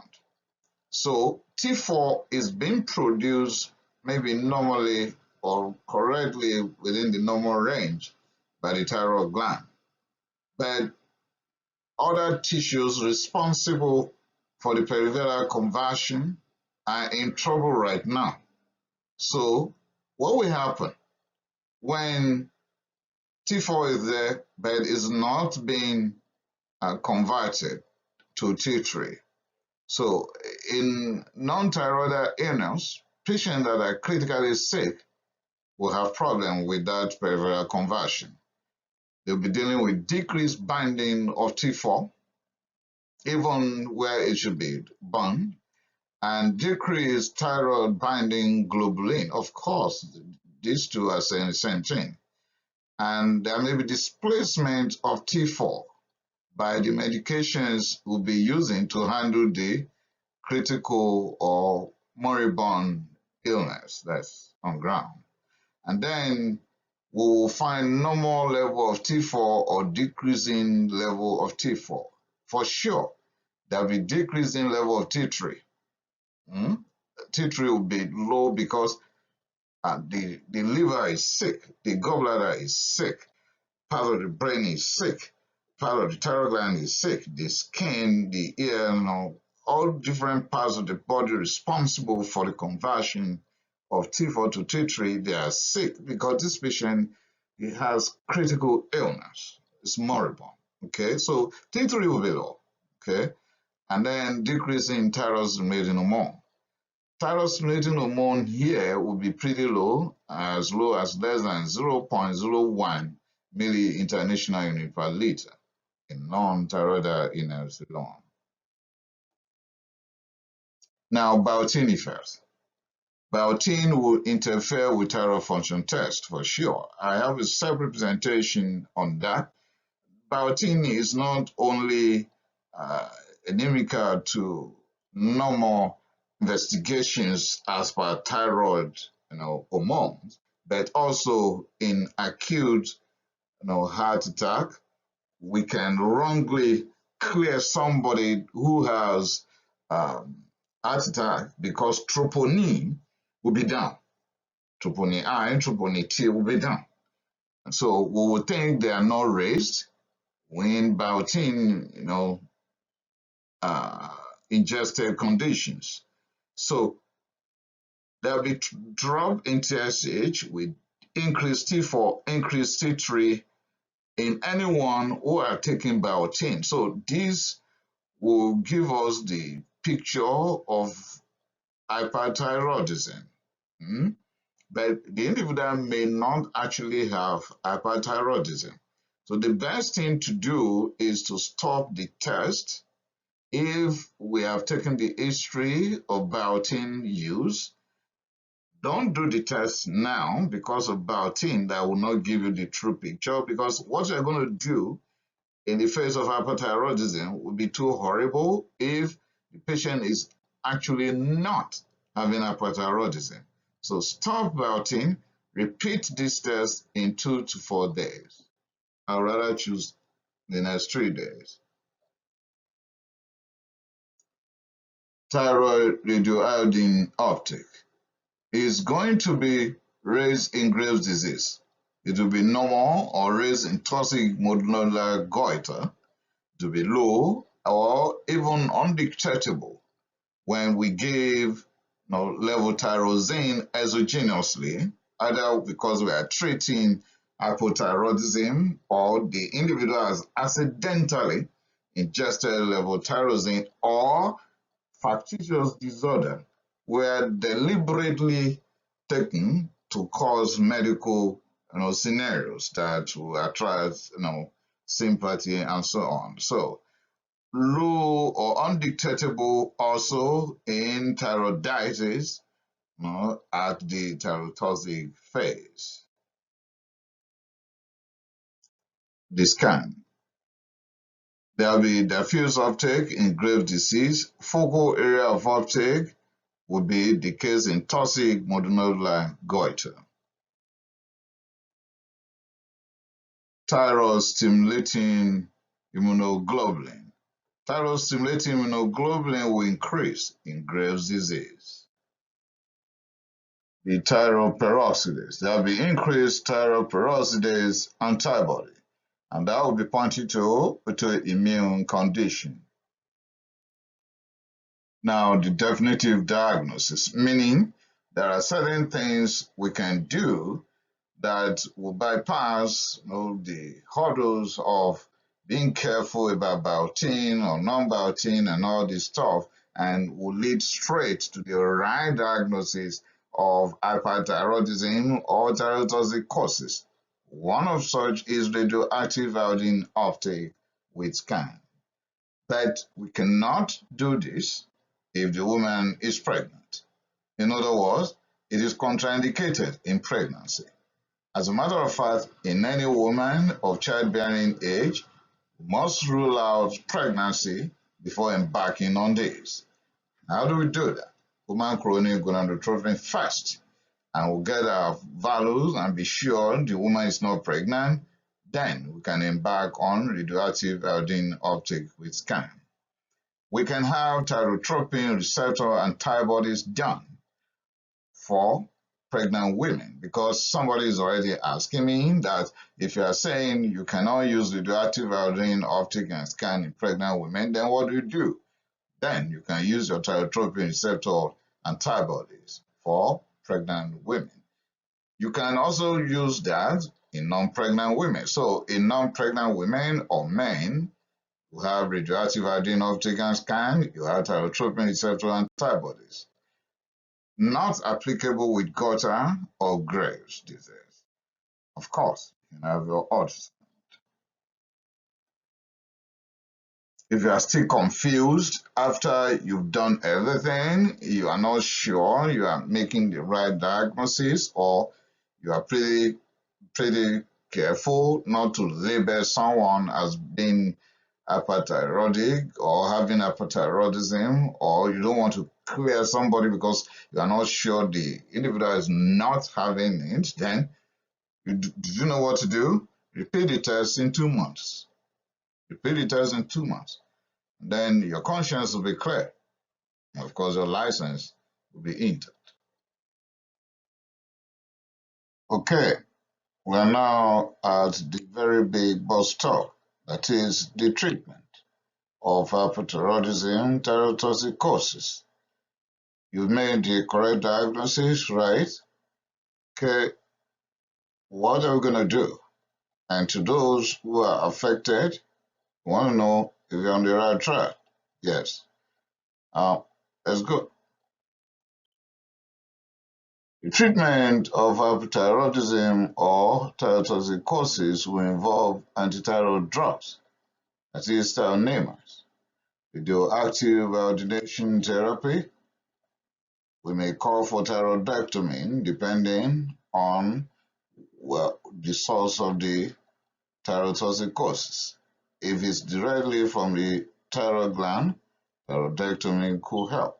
But if it is from ectopic thyroid tissues in other parts of the body, then we'll address that as it may be appropriate. Beta blockers to handle the adrenergic symptoms and change in lifestyle. Now, the beta blockers, that will take care of adrenergic symptoms. And the adrenergic symptoms here will be palpitations, tachycardia, tremor, anxiety, and heat intolerance. So the beta blockers will handle that. So we'll start early in the diagnosis and until a complete resolution is reached. You can make use of propranolol in a very high dose, around 160 mg per day. Beta blockers can also decrease T3 concentration by up to 30 to 40%. We can also make use of atenolol. Metoprolol will also decrease T3. Sotalol and Nodalol won't decrease T3. Better with metimazole, meaning we are going to achieve better or get better outcome if we use beta blockers with metimazole. What are the possible contraindications to the use of beta blockers? Hypersensitivity to that particular agent means we're not going to make use of it right now. There's likelihood of heart block, particularly in elderly with sick sinus syndrome or bradycardia. Be careful with the use of beta blockers. Also in asthmatic or patient with chronic obstructive pulmonary disease, be careful with the selection of non-selective beta blockers. In severe peripheral vascular disease, we have to be careful. In fact, I will not use it. Also in renal phenomena.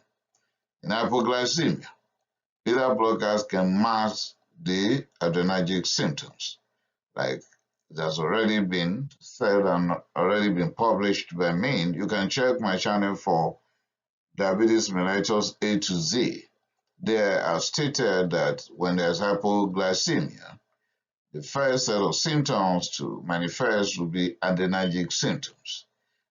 Those adrenergic symptoms can be blocked when an individual is already on beta blockers, and the individual could die of hypoglycemia unaware. So there's that entity called hypoglycemia unawareness. Thyrotropin-Releasing. Thyrotropin-Releasing will include metimazole, carbimazole, and propyltyruracil. Thyrotropin-Releasing like propyltyruracil and metimazole. Metimazole is common in US, Canada, and Mexico, while carbimazole is common in Europe and Asia. The carbimazole is metabolized to metimazole. Propyltyruracil decreases conversion of T4 to T3, while metimazole is used once daily. Propyltyruracil will require multiple daily doses. Still on thyrotropin-Releasing, thyrotropin-Releasing are often started in Graves' hyperthyroidism to lead to euthyroid position, usually helpful before radioiodine therapy and before thyroidectomy. The treatment for 3 to 6 weeks or more may be required with the thyrotropin-Releasing. Contraindications to thyrotropin-Releasing. When there's hypersensitivity to any of those agents, we don't use it. In the face of agranulocytosis, we will keep thyrotropin-Releasing off the table. Hepatotoxicity or pregnancy, no thyrotropin-Releasing usage. Propyltyruracil, when compared to metimazole, will go to the following. So, propyltyruracil, when you compare that to metimazole, propyltyruracil will be slower. There will be more hepatotoxicity or vasculitis with propyltyruracil, and worse compliance because some patients will need it multiple times in a day. It will decrease the effects of radioiodine outcome. But propyltyruracil is better than metimazole in pregnancy. And also propyltyruracil will be better in life-threatening thyrotoxicosis or thyrostorm. So in thyrostorm or life-threatening thyrotoxicosis, we should rather go for propyltyruracil when compared to metimazole, but it has its own baggage as well. Now, metimazole or propyltyruracil, know this. Metimazole is used more than propyltyruracil. we can administer that through rectum, intravenous, or per oral. And of course, we have to do liver function test, thyroid function test, and complete blood count. Glucocorticoids. Glucocorticoids will relieve anterior neck pain in thyroiditis. Remember, glucocorticoids will be serving as an inflammatory agent here, where thyroiditis is an inflammatory process. Glucocorticoids will inhibit conversion of T4 to T3 in the phase of thyroid storm. Then there is an entity, an inorganic iodide. SSKI is an example that is a brand name or Lugol solution. This will decrease the synthesis of thyroid hormone and the release of the same.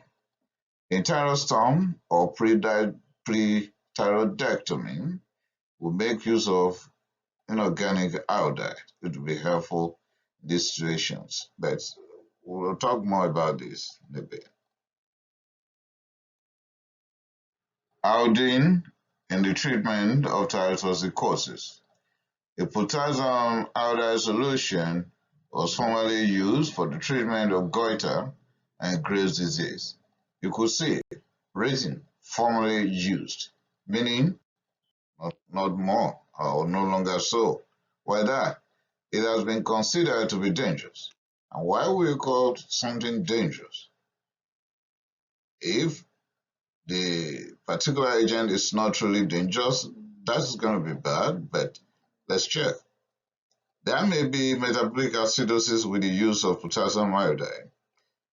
There may be hypotension, renal failure, and the patient could die. Is that not dangerous? It is dangerous. So because of this, it's now having just a minor role in the treatment of hypothyroidism because we are running away from metabolic acidosis, hypotension, renal failure, and death. So potassium iodide solution is useful in the face of thyroid storm. It is an adjunct to thionamines, adjunct to radioiodine therapy, and helpful in pre-thyroidectomy. The iodine. It will appear in form of potassium iodide solution. And I don't want to rush through this very page because on the previous slide, we've just gone through the fact that it could be dangerous, given metabolic acidosis, hypotension, renal failure, and even death. So, with that, it depends on what we want to use it for, and that will determine the number of drops and the number of times we'll use it in a day. Like, it's not the same dosage when it comes to pre-thyroidectomy or thyroid storm or radioiodine therapy or in hyperthyroidism. So let's go through. Now, a drop will be 50 milligram iodide, and that would be 0.05 ml.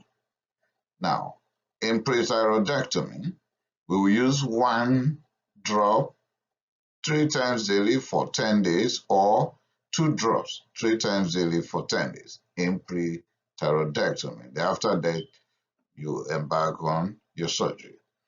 In thyroid storm, because we're in the storm, right, we will use 5 drops 4 times daily.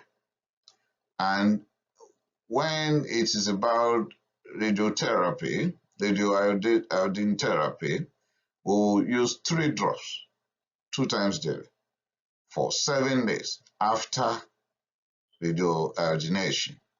And if it is all about hypothyroidism not involving all this, we'll use only 1 drop once a day in hypothyroidism. Also, in another form, which is potassium iodide tablets, or C, the Lugol solution. The Lugol solution will use 6.25 milligram iodide per drop. And in that case, we will use 5 to 7 drops 3 times daily for 7 days if our target is pre-thyroidectomy, and 10 drops 3 times daily for thyroid storm. Iodinated radiocontrast agent. This could be used with metimazole. Iodinated radiocontrast agent can also be useful in levotyrosine overdose. Iodate and hyaluronic acid should not be used as monotherapy in patients with Graves' hypothyroidism or in individuals with toxic adenoma or toxic multinodular goiter. Radioactive iodine. We have 131 iodine, useful in Graves' disease and toxic nodular goiter. Within 8 weeks, you can achieve 85% euthyroid state. Only few doses will be required of the radioactive iodine. This will reduce thyroid size by 40% in toxic multinodular goiter. But be careful, it's likely going to lead to hypothyroidism. Hyaluronic acid. This is oral cholecystographic agent. It is rich in iodine. It can decrease the synthesis and release of thyroid hormones. It's going to inhibit the conversion of T4 to T3. The short-time use in thyroid storm is welcome. With rapid preparation for thyroidectomy, the hyaluronic acid is also welcome, but it is not effective as a long-term therapy. So we can say oral cholecystographic agent. Okay, so it's going to decrease the synthesis and release of thyroid hormones. It's going to inhibit conversion to T3, so thyrotoxicosis will be on the downward trend, right? But good for short-term use in thyroid storm. And if you are in a hurry to prepare for thyroidectomy, you can grab that. But using it for long-term therapy is out of place. Iodine mechanism of action. The mechanism of action is such that iodine will invade hormonal secretion within hours. That's why we can use some of them for rapid preparation, for short time, in thyroid storm, and so on. It inhibits iodine organification. If you have gone through my presentations on hypothyroidism and also on iodine action in thyroid hormone synthesis, you would have gotten the clearer picture of iodine is inevitable in the synthesis and subsequent secretion of thyroid hormones. Decreasing thyroid hormones by synthesis or a Wolff-Chaikoff effect is one major mechanism of action of iodine. It can decrease thyroid hormone biosynthesis, a phenomenon known as Wolff-Chaikoff effect. Contraindication to iodine. In toxic adenoma or toxic multinodular goiter, iodine may actually promote hyperthyroidism. So we should be careful about that. Now, side effects of 131 iodide. There may be radiation thyroiditis, anterior neck pain. Initially, it can worsen the thyrotoxicosis. Therefore, pre-treatment with thionamides will prevent this. So we can give metimazole ahead before using the radioiodination therapy. Propylthiouracil is not good with 131 iodide. That is why when I was giving the example of thionamides that could be used before radioiodination, I did not mention propylthiouracil. I said metimazole. Why that? Propylthiouracil is not good with 131 iodide. So metimazole, carbimazole will be welcome. And you can administer metimazole or carbimazole for 3 to 5 days before you administer your 131 iodide, meaning before radioiodination. Still on the possible side effects, graves of thermopathy may worsen in individuals that will be smoking and also in those with severe hyperthyroidism. Radioiodination is relatively contraindicated in children and adolescents, but in pregnancy, it is absolutely contraindicated. Let me repeat this page. Okay. In graves of thermopathy, it may worsen. That is, graves of thermopathy could go down the hill in smokers and those with severe hypothyroidism. Relatively contraindicated in children and adolescents, but absolutely contraindicated in pregnancy and lactation. Now, when it comes to thyroiditis, if it is thyroiditis, there will be decreasing radioactive iodine uptake. Beta blockers will be helpful, and glucocorticoids will be the drug of choice here. Surgery. Surgery will be necessary in Graves' disease with a large goiter. Also, goiter causing airway obstruction, then we'll go for surgery. Surgery will be helpful for histological and pathological studies. You can, exercise then send for that, find into aspiration cytology and so on. It needs parathyroidectomy at the same time. Moderate to severe graves of thermopathy will require surgery. Pregnant women who can take Thionemas, but they can take propyltyrosine, can have surgery, but that should be in second trimester. So we'll not have that in a pregnant woman in first trimester. When there is failed Thionemas, you've used a metimazole, carbimazole not winning, then we go for surgery.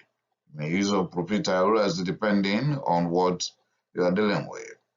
In failed radioiodination, then you embark on surgery. So surgery is indicated in all these situations. Okay, what are the possible contraindications to surgery? Because it's not everyone that could be willed to the theater and have the anterior neck, operated upon. So a pregnant woman will have relative contraindication, not absolute contraindication.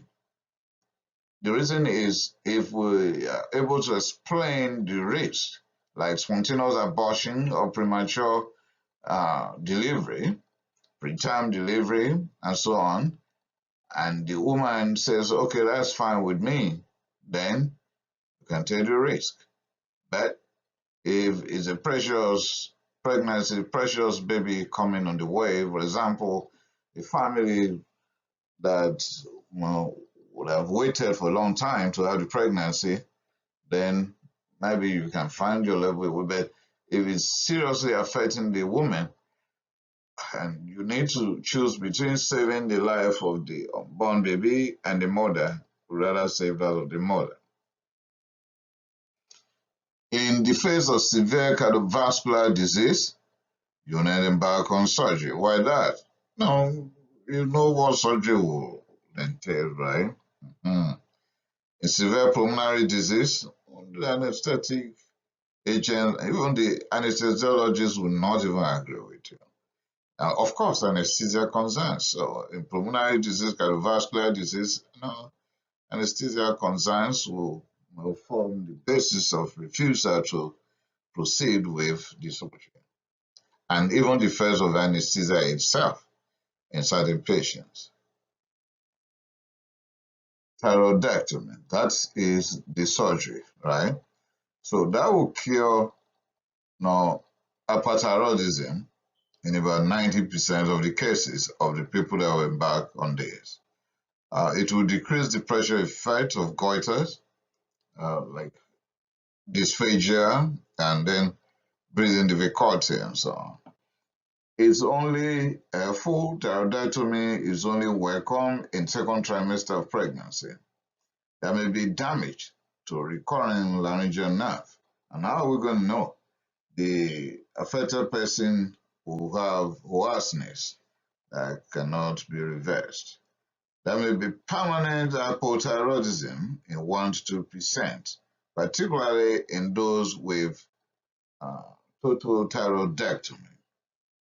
Hypocalcemia may occur for a while because when thyroidectomy is done, the good neighbor, the parathyroid glands, could be excised as well. So in that case, the thyroid gland is gone, the parathyroid gland is also gone, although they function independently of each other, but the close proximity will lead to adverse effects.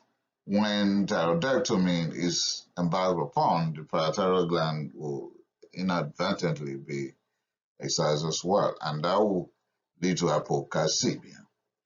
And may be bleeding. Of course, any surgery can lead to bleeding, but then the thyroid gland is well vascularized, So taking the source of blood supply, you can trace the brief anatomy that I have presented um, through my A to Z presentation on hypothyroidism. Still on thyroidectomy, there may be infection and permanent hypothyroidism in many people. Leakage of thyroid hormone into the circulatory system during the surgery can cause a severe thyrotoxicosis briefly. Okay, like the cases with thyroiditis that is going to scoop into the thyroid gland and then push the content of the thyroid gland to the circulatory system. This same thing is close to that here when the surgeon places the knife and then the thyroid gland is open now, thyroid hormones will be released and then we'll be battling with thyrotoxicosis, but it's not going to be for a long time. We can use thionamides before surgery to prevent thyrotoxicosis, okay, so that we can have euthyroid state. SSK or Lugol solution can be used 10 days before surgery in Graves' disease to decrease thyroid vascularity. Subclinical thyrotoxicosis. There is a self-representation on subclinical hypothyroidism, and I figured out a kind of debate on that and then published that. And I like put both argument for and argument against the use of levothyroxine in subclinical hypothyroidism. You can check my channel for that. You have that presentation. Now, subclinical thyrotoxicosis, the treatment here is subjective, depends on who you're talking to. But my big advice here is involve your endocrinologist in your jurisdiction. In subclinical thyrotoxicosis treatment, the best advice is when thyroid-stimulating hormone is less than 0.1 milliliter unit per liter, that warrants treatment. But whatever I may say here will be superseded by whatever your endocrinologist will advise. So contact the endocrinologist in your jurisdiction. When you do that, that will decrease atrial fibrillation, will also decrease osteoporosis in postmenopausal women. We can measure thyroid-stimulating hormone while on treatment in subclinical thyrotoxicosis, and then we'll stop the treatment when thyroid-stimulating hormone is within normal range. Can also use low doses of thionamides because it's subclinical, so there's nothing to rush about here, but is not to be ignored. Okay, we don't need radioiodination here. No, we don't need that. We don't need radioiodination therapy here. No. Now we are going to the end of this presentation, and we want to address complications because we've been talking about thyrotoxicosis, thyroid storm, hypothyroidism, Graves' disease, how to make diagnosis, getting around the treatment, achieving euthyroid state, and so on. What are the possible complications that we can run to? So let's get down and enter the house of complications of hyperthyroidism and thyrotoxicosis. Now, in thyrotoxicosis or thyroid storm, there will be diaphoresis, heat intolerance, diarrhea, fever, fatigue with muscle weakness, tachycardia, and confusion. And maybe arrhythmia, nervousness, irritability, increased appetite, weight loss, and anxiety. You know what? When there is arrhythmia, the heart is not pumping the blood appropriately, it's quivering. And then there will be stasis that will lead to thrombus formation. And we know the implication of that. It can be stroke from arrhythmia, heart failure, and so on. All this will occur with arrhythmia. I may be seizures, some, and delirium. Arrhythmia, for example, atrial fibrillation, I've mentioned that before. There's likelihood of heart failure, particularly from arrhythmia, okay? Maybe stroke, maybe coma, and of course, death. In hypothyroidism, there may be Graves' dermopathy, maybe osteoporosis, hypertension, menstrual irregularities, and infertility.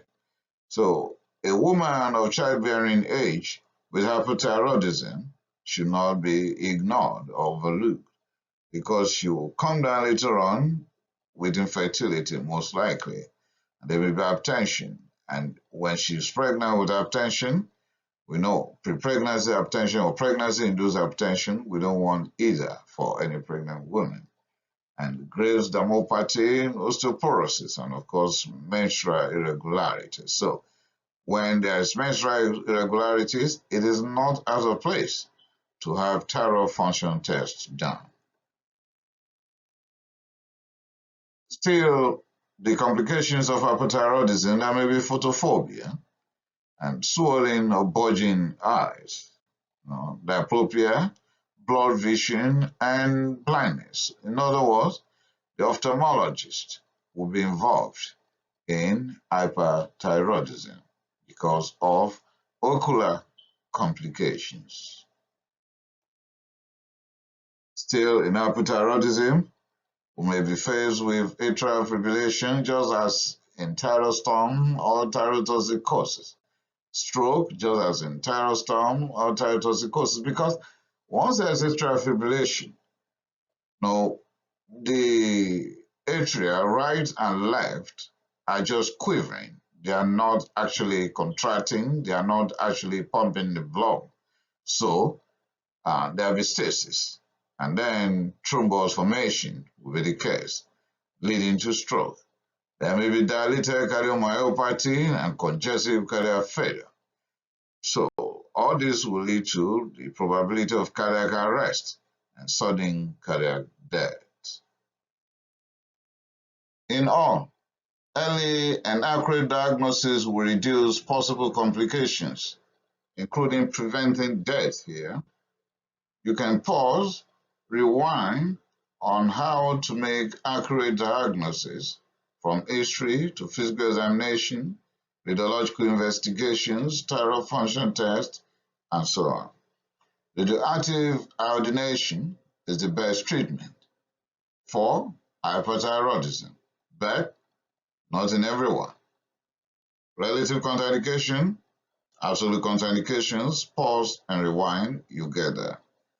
Then, certain medications like thironamines, beta blockers, glucocorticoids, when are they helpful? Which ones are you not going to use in certain situations? You can pause and get there. Stopwatch should be stopped, and start-watch should be started. In grades of thermopathy, orbital decompression and eye muscle therapy will be pretty helpful. With that, I've come to the end of this lengthy presentation on hyperthyroidism. But 2 hours plus is okay to know what hyperthyroidism, thyrotoxicosis, and thyroid storm is all about and how to get out of them. Thanks for listening. Remember to subscribe to my channel if you haven't. Remember to share this presentation on your platforms. Let's help human race. I appreciate it.